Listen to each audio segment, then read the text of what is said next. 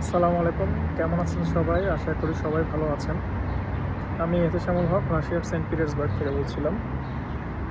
আচ্ছা, কিছু কথা না বললেই না। আসলে হঠাৎ করে আ মনে হলো যে এই কথাটা বলা দরকার।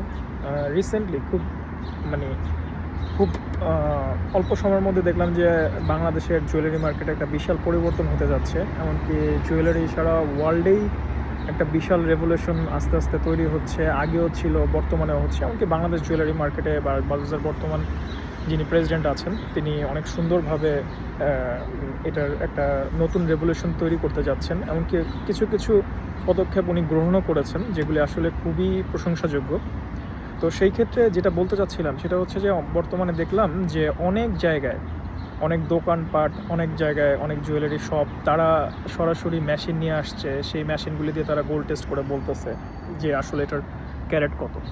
তো আল্টিমেটলি একটা জিনিস মাথায় রাখতে হবে যে আপনি যখন কোনো কিছু কিনবেন, তো সেইটার ল্যাব টেস্ট অবশ্যই দরকার। তো সেই ল্যাব টেস্ট অবশ্যই দোকান দিতে পারে না।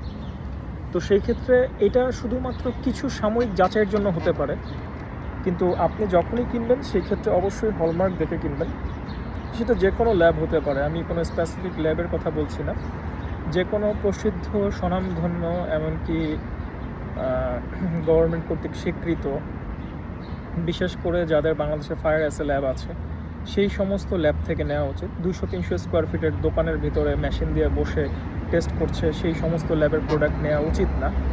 আর আরেকটা বিষয় হচ্ছে টেস্ট অনেক দেশের মেশিন দিয়েই করা যায়। তো সেই ক্ষেত্রে আপনি যখন কোনো মেশিনের টেস্ট নিচ্ছেন, সেটা কোন দেশের মেশিন থেকে টেস্ট হচ্ছে সেটাও একটা দেখার বিষয়। বিশেষ করে আমি বর্তমানে রাশিয়াতে আসার আগে পূর্বে যে কোম্পানিতে ছিলাম, তারা নরমালি জার্মান মেশিন দিয়ে জার্মান টেকনোলজি ইউজ করতো। সব কিছুই জার্মান অ্যান্ড ইটালিয়ান টেকনোলজি ছিল।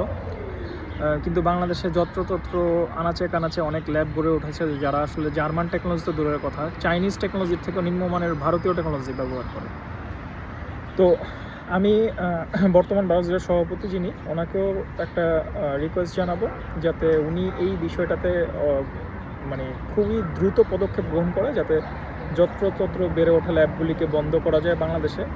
এমনকি বাংলাদেশের মানুষের হাতে যাতে একটি সঠিক গোল্ডের প্রোডাক্ট, সঠিক ক্যারেটের গোল্ডের প্রোডাক্ট পৌঁছে দেওয়া যায়। এমনকি সবাই যাতে সেই প্রোডাক্টটি নিয়ে নিজে থেকে, নিজের মন থেকে প্রকাশ করে যে না, প্রোডাক্টটি ভালো। ধন্যবাদ।